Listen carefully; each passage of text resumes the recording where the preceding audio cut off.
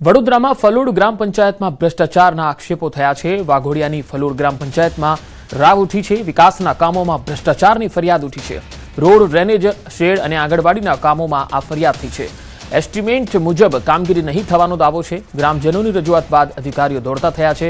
અધિકારીઓની તપાસમાં ચોંકાવનારા ખુલાસા થયા। કામો ગુણવત્તા વિહીન થયાનું સામે આવ્યું છે। આંગણવાડીના રિપેરિંગ કામમાં લોલામલોલ થઈ છે। તદ્દન હલકી ગુણવત્તાવાળું રિપેરિંગ કામ થયું છે।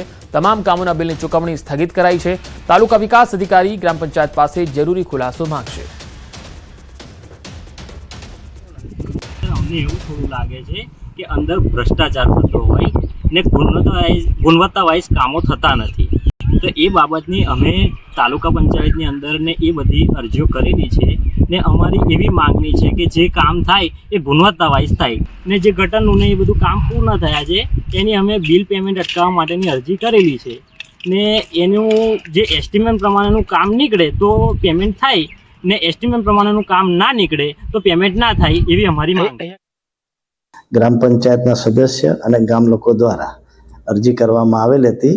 એ કામોની આજે અમારા તાલુકા પંચાયતના અધિક મદદનીશ ઇજનેર દ્વારા જરૂરી ચકાસણી હાથ ધરવામાં આવેલ છે અને જેમાં જે જરૂરિયાત હતી અને જે ક્ષતિ જણાઈ આવેલી હતી એ પ્રમાણે ગ્રામ પંચાયતને જરૂરી સૂચના આપવામાં આવેલી છે અને સદર જે કામો છે એનું ચૂકવણું પણ હાલ કરવામાં આવેલું નથી।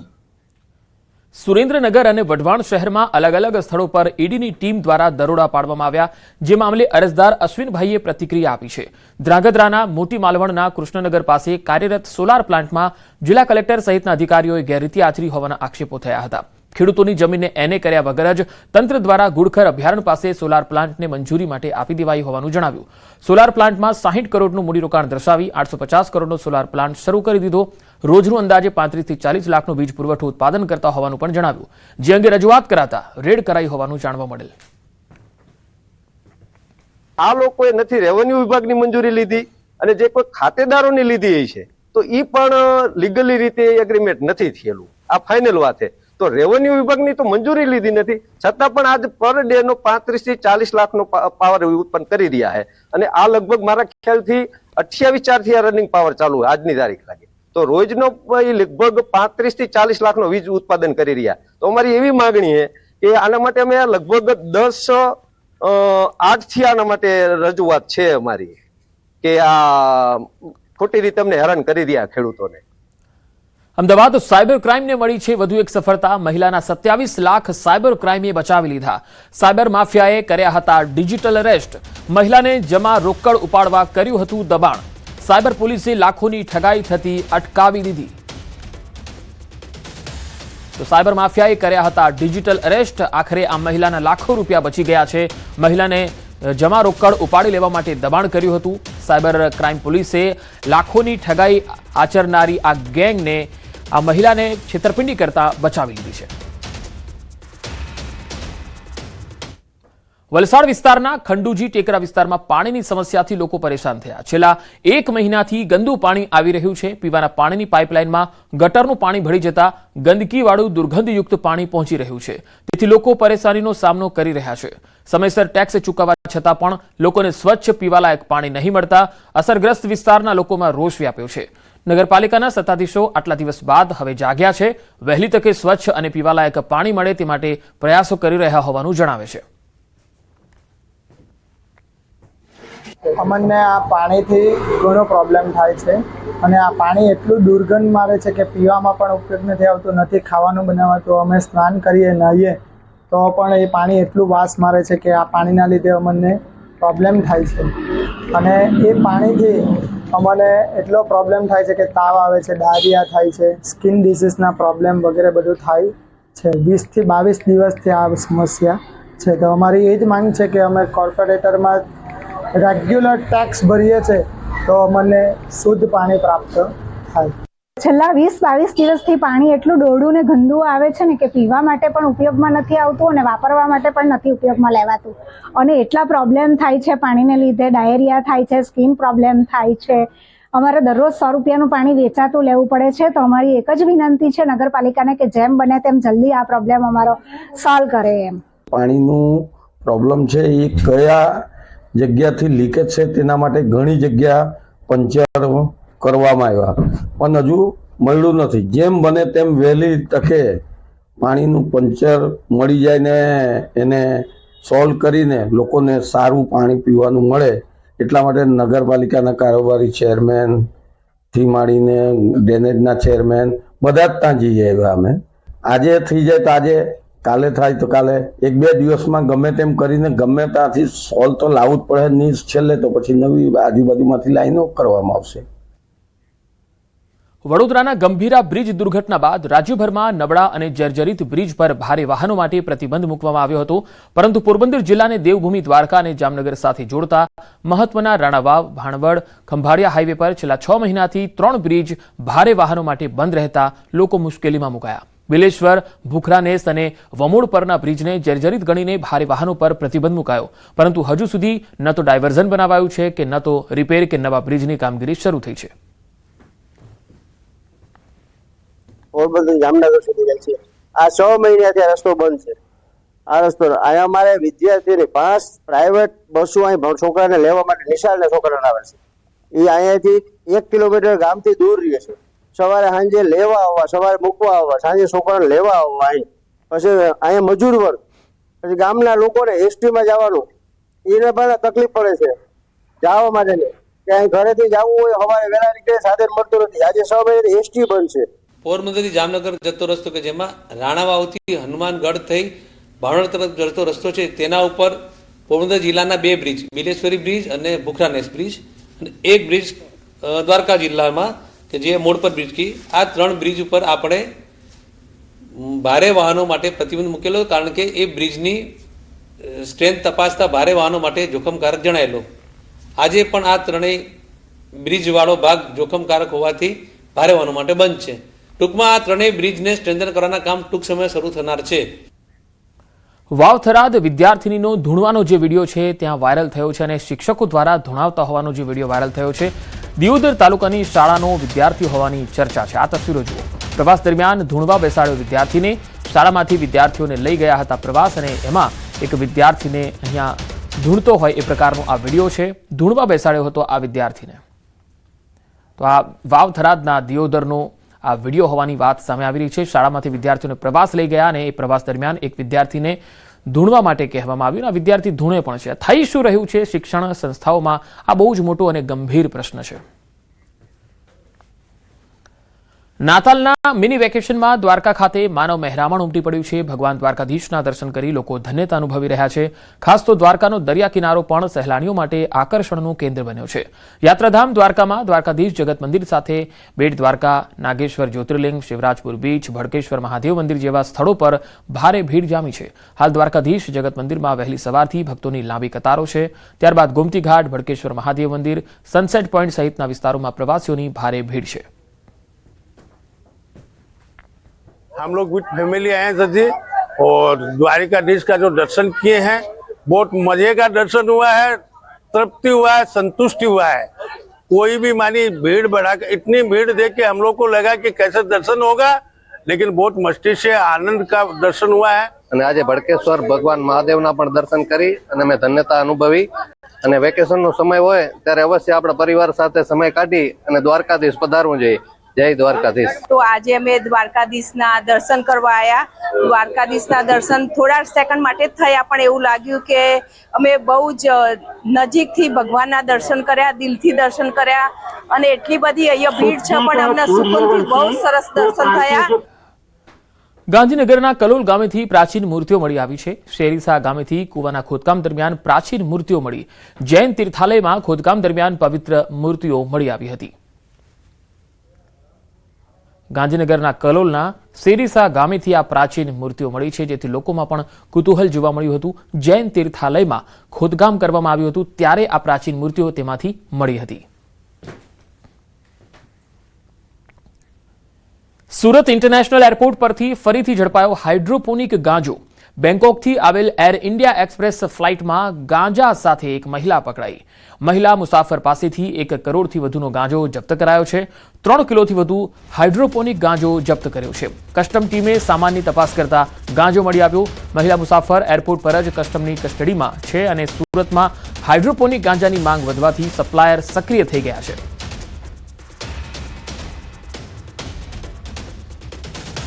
ડાકોરમાં જર્જરિત મકાનની દિવાલ ધરાશાયી થઈ. દુર્ઘટનામાં એક શ્રમિકનું મૃત્યુ થઈ ગયું છે. ડાકોરના ગોપાલપુરા વિસ્તારનો આ બનાવ છે.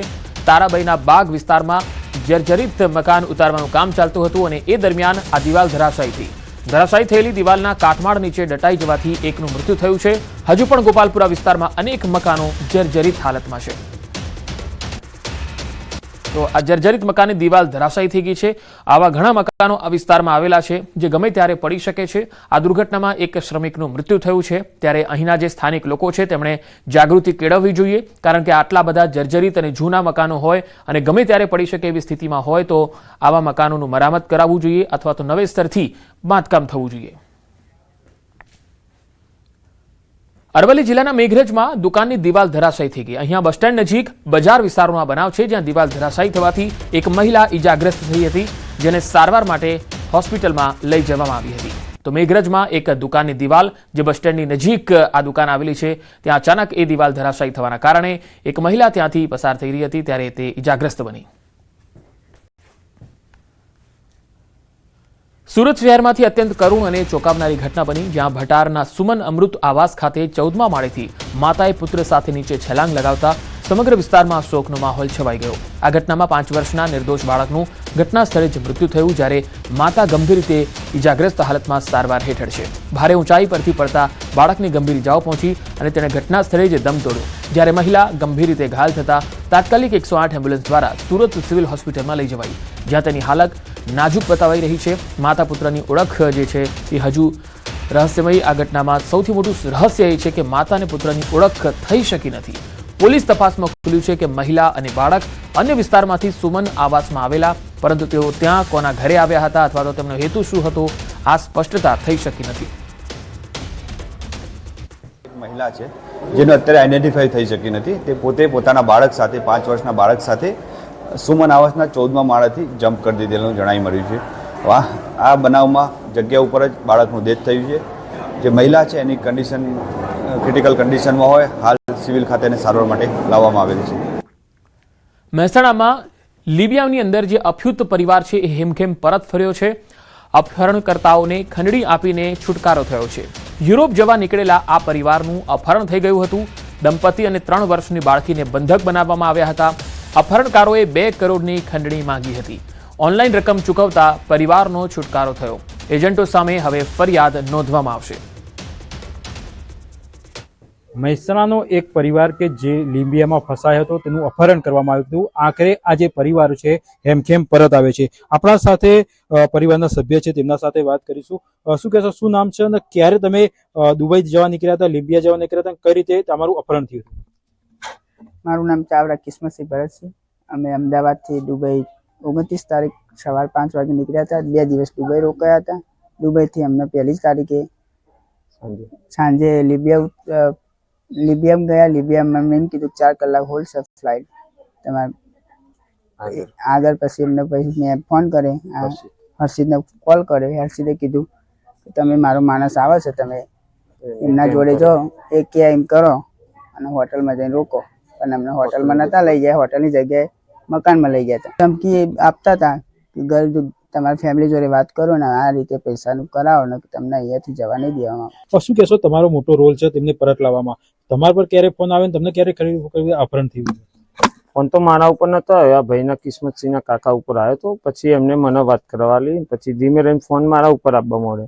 અમે બાર્ગેનિંગ કરીને એને પૈસા આપીને છોડાયો ભાઈ. શરૂઆત તો એમને 2 કરોડથી કરી અને શરૂઆતથી અમે ના પાડી કે ભાઈ આટલા પૈસા તો ના હોય, અમે પૈસા આપીશું એવું ના નથી, પણ થોડુંક બાર્ગેનિંગ કરીને અમે 80-85 લાખ જેવા આપ્યા એમને.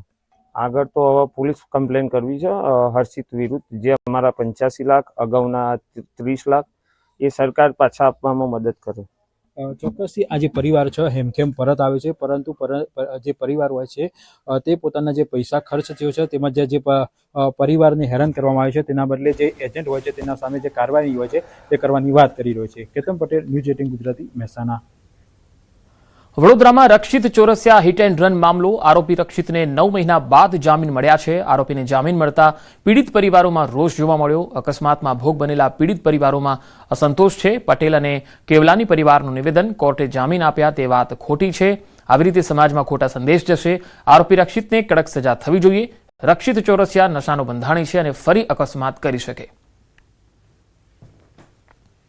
અમે તો એવું ઈચ્છીએ કે જે કાયદા કાનૂન પ્રમાણે જે મેક્સિમમ સજા થતી હોય એ થવી જોઈએ.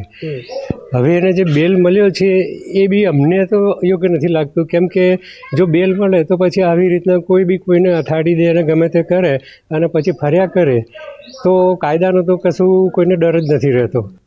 ચકચારી રક્ષિત ચોરસિયા હિટ એન્ડ રન કેસના જે ભોગ બનનારા લોકો છે તેઓ હજી માંડ ચાલી પણ નથી શકતા વ્યવસ્થિત, અને એ પહેલાં જ રક્ષિત ચોરસિયાને જામીન મળી ગયા છે. ત્યારે જે ભોગ બનનાર પરિવારના સભ્યો છે તે આપણી સાથે છે, તેમની સાથે વાત કરીશું. સર, તમે શું કહેશો? હજી 1 વર્ષ પણ પૂરું થયું નથી ઘટનાને, અને એ ભોગ બનનાર લોકો માટે એક સદમો કહી શકાય મોટો. આ ઘટનાને એક સામાન્ય એક્સિડન્ટ કન્સિડર કર્યું છે એવું લાગે છે, જે સામાન્ય નથી. એક માણસ પોતાના મોજ શોખમાં હાઈ થઈને હાઈવે સ્પીડ કરતાં બી વધારે સ્પીડ પર ગાડી સિટીની અંદર હંકારે છે અને એક અકસ્માત સર્જે છે, તો એ સામાન્ય અકસ્માત ના ગણાય. આવા કેસમાં જો જામીન મળી જતા હોય તો નવો યુવા એવો જ વિચારશે કે ભાઈ જામીન તો મળ્યા છે, રક્ષિતને મળશે તો અમને બી મળશે, જલસા કરો. સાંભળ્યું હતું કે એ ડ્રગ એડિક્ટ છે અને એનો કંઈક કારનો શોખ જ છે સ્પીડમાં ચલાવવાનો, ડ્રિફ્ટિંગ કરે છે એવું સાંભળ્યું છે. તો આ માણસ પાછું એવું કરશે એવી સંભાવનાઓ ઘણી વધારે છે. સરકારી શ્રી વકીલશ્રીને કહીશ કે થતું હોય તો એમનું આ જામીન રદ કરાવે અને ટ્રાયલને ફાસ્ટ લઈને ન્યાય અપાવે. બિલકુલથી તો ભોગ બનનાર તમામ જે ઘરના સભ્યો છે, વડીલો છે, તેઓ ન્યાય માટે ગુહાર લગાવી રહ્યા છે. હાર્દિક દીક્ષિત, ન્યૂઝ 18 ગુજરાતી, વડોદરા. ભરૂચમાં સ્વચ્છતા જાળવવા સાથે સિંગલ યુઝ પ્લાસ્ટિકના ઉપયોગ સામે પાલિકા એક્શનમાં આવી છે. જે અંતર્ગત શહેરના એપીએમસી માર્કેટ નજીક આવેલ ભરૂચ પ્લાસ્ટિક નામની દુકાનમાં પાલિકાની ટીમે અચાનક ચેકિંગ કર્યું. આ ચેકિંગ દરમિયાન દુકાનમાંથી પ્રતિબંધિત પ્લાસ્ટિક બેગનો મોટો જથ્થો મળ્યો. તપાસ દરમિયાન અંદાજે 250 કિલોગ્રામ જેટલો પ્રતિબંધિત પ્લાસ્ટિક બેગનો જથ્થો મળી આવ્યો. પાલિકાની ટીમે નિયમોનું ઉલ્લંઘન કરતા આ તમામ પ્લાસ્ટિક બેગ તાત્કાલિક જપ્ત કર્યા છે. સાથે જ દુકાનદાર સામે કાયદાકીય દંડનીય કાર્યવાહી પણ કરવામાં આવી. અને લોકો ડોર ટુ ડોરમાં જ કચરો આપે એ માટે લોક જાગૃતિ પણ કરી રહ્યા છીએ. જે લોકો ગંદકી કરે છે એમની સામે અમે દંડકીય કાર્યવાહી પણ કરી રહ્યા છીએ. નગરપાલિકા દ્વારા જુદી જુદી ટીમો ગોઠવી અને જે પ્રતિબંધિત પ્લાસ્ટિક જેના કારણે મોટા પ્રમાણમાં ગંદકી દેખાય છે એ પ્લાસ્ટિકના જબલા બંધ કરવા માટેની મુહિમ હાથ ઉપર લીધેલ છે. જેમાં નગરપાલિકાએ જુદી જુદી ટીમો બનાવી અને આ વપરાશ કરતા અને વેચાણ કરતા વેપારીઓ ઉપર ચકાસણી હાથ ધરેલ છે. પણ 41,500ની આસપાસ દંડકીય કાર્યવાહી પણ કરેલ છે. સુરતમાં લાંચિયા અધિકારીઓ પર એસીબીએ તવાઈ બોલાવી. 2 અલગ અલગ કેસમાં આરોપીઓની ધરપકડ થઈ છે. આ તસવીરો જુઓ. મનપાનો incharge deputy chief fire officer લાંચ લેતા પકડાયો છે. ડિવિઝનલ ફાયર ઓફિસર અને incharge deputy chief fire officer Ishwar Patel લાંચ લેતા પકડાયા છે. 1 લાખ રૂપિયાની લાંચ લેતા રંગે હાથે પકડાયા છે. આ ભાઈ ફરિયાદીને હોટલ ફાયર સેફટીની એનઓસી લેવાની હતી અને આ એનઓસી માટે ઈશ્વર પટેલે 1 લાખની માંગણી કરી લીધી. ફરિયાદી લાંચ આપવા માંગતા ન હતા એટલે એસીબીનો સંપર્ક કર્યો, જેના આધારે લાંચનું છટકું ગોઠવવામાં આવ્યું હતું. આ કામના ફરિયાદીએ હોટલની એનઓસી મેળવવા માટે અરજી કરેલી. જે એનઓસી મેળવવાની કાર્યવાહી કરવાના આવેજ પેટે આ ઈશ્વરભાઈ પટેલનાઓએ 1 લાખ રૂપિયાની માગણી કરેલી. જે આધારે એ રેડ હેન્ડ પકડાયેલા છે અને તેઓ વિરુદ્ધ કાયદેસર કાર્યવાહી હાથ ધરી ગુનો રજીસ્ટર કરવામાં આવેલ છે. અમારા ઇન્વેસ્ટિગેશનમાં જે પુરાવાઓ મળશે એ આધારે બીજી કાર્યવાહી પણ કરીશું. નાયબ મામલતદાર કચેરીનો લાંચી ઓફિસર ઝડપાયો. ઉધના નાયબ મામલતદાર કચેરીનો સર્કલ ઓફિસર કૃષ્ણકુમાર ડાભીની ધરપકડ થઈ. ₹10,000ની લાંચ લેતા રંગે હાથે પકડાયો છે. ફરિયાદીના અસીલ પાસે લાંચ માંગી હતી. અસીલના પ્લોટવાળી જમીનમાં અગાઉના માલિકના નામોની કાચી નોંધ પ્રમાણિત કરવા અરજી કરી હતી, જે કાર્યવાહી કરવાના અવેજ પેટે લાંચ માંગી. અઠવા લાઇન સ્થિત કચેરીમાં જ લાંચ લેતા રંગે હાથે ઝડપી લેવાયો. લાંચી અધિકારીના ઘરે પણ સર્ચ કરવામાં આવશે. કાચી નોંધ પ્રમાણિત કરવાની અરજી કરેલી, જે કાચી નોંધ પ્રમાણિત કરવાની અરજીના કાર્યવાહી કરવાના આવેજ પેટે નાયબ મામલતદાર તરીકે ફરજ બજાવતા કૃષ્ણકુમાર બનેસંગ ડાભી, જેઓએ ફરિયાદી પાસેથી ₹10,000ની માગણી કરેલી, જે સ્વીકારતા રેડ હેન્ડ પકડાયેલા છે, જેઓ વિરુદ્ધ કાયદેસર કાર્યવાહી હાથ ધરી ગુનો રજીસ્ટર કરવામાં આવેલો છે. વલસાડમાં જોખમી સ્ટંટનો વિડીયો વાયરલ થયો છે. મોપેડ પર 4 યુવકોનો જોખમી સ્ટંટનો આ વિડીયો છે. આ તસવીરો જુઓ. મોપેડ બહાર લટકીને જોખમી સ્ટંટ કરી રહ્યા છે આ યુવાનો. સોશિયલ મીડિયામાં આ વિડીયો વાયરલ થઈ રહ્યો છે. પોલીસે આ વિડીયોના આધારે તપાસ પણ શરૂ કરી દીધી છે. મોપેડની બહાર લટકીને જુઓ તમે કે કેવા સ્ટંટ કરી રહ્યા છે આ યુવાનો. ના તો એમને પોતાના જીવની પરવા છે, ના સામેવાળા કોઈ વાહન ચાલક અથવા તો કોઈ રાહદારીના જીવની પરવા છે. આવા લોકો બીજા લોકો માટે પણ જોખમી સાબિત થતા હોય છે. હળવદમાં ખાનગી સ્કૂલ બસે અકસ્માત સર્જ્યો. અહીંયા ખાનગી સ્કૂલ બસના અકસ્માતના સીસીટીવી પણ સામે આવ્યા. આ તસવીરો જુઓ. સ્કૂલ બસને પાછળથી આવતી એક સ્કૂલ બસે ટક્કર મારી. વિદ્યાર્થીઓને અભ્યાસે લઈ જતા વખતે આ અકસ્માત થયો હતો.